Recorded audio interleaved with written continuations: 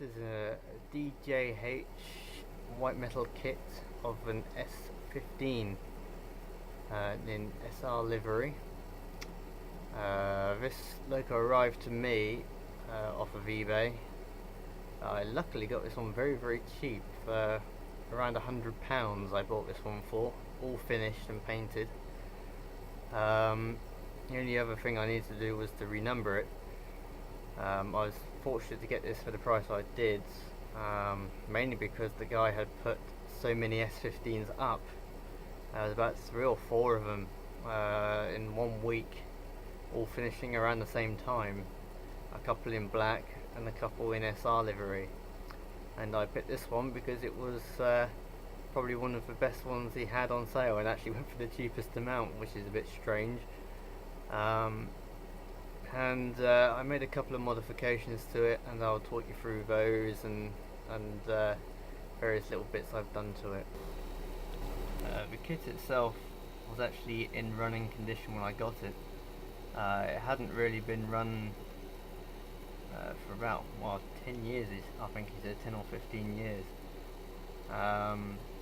When I got it, it just needed a general maintenance job and to sort it out and to oil a few joints and bits and pieces.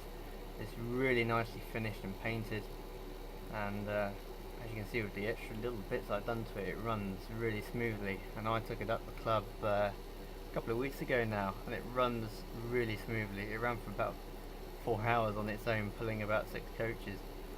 The other changes I made to this loco was to renumber it. As you can see here, the cab plate, I'm not quite sure if you can read the number on there, is an etched brass plate, number 847 on there, Southern Railway. I actually got this plate made by Narrow Gauge Planet, because gill plates no longer cut their plates out, and it would be a massive pain in the ass to do the cutting out of the plate, and knowing me, I'll probably cock it up.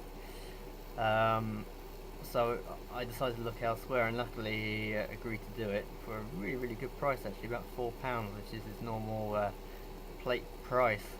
And I got them done, and they arrived quite quickly, and glued them on with a bit of super glue gel, and it's a nice little touch really to your own logo. So it's that's one little change. The second change was also the number on the tender. To my surprise, the actual transfers, which I thought were transfers, was actually really painted on.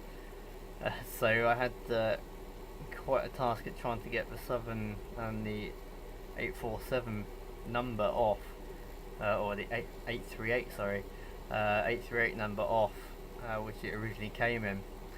And these are press fix transfers on there, Southern 847, which completes really the renumbering process.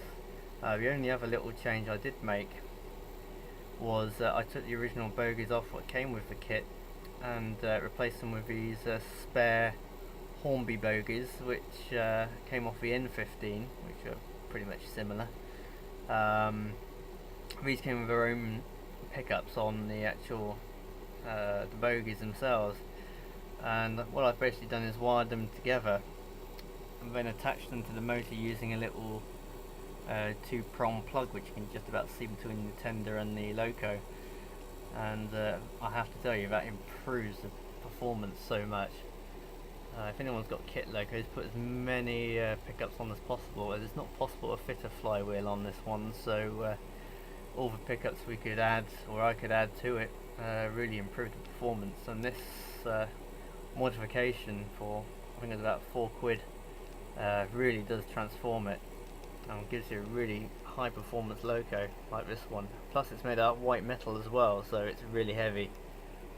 Will pull lots of coaches and lots of wagons and vans like these locos were designed to do.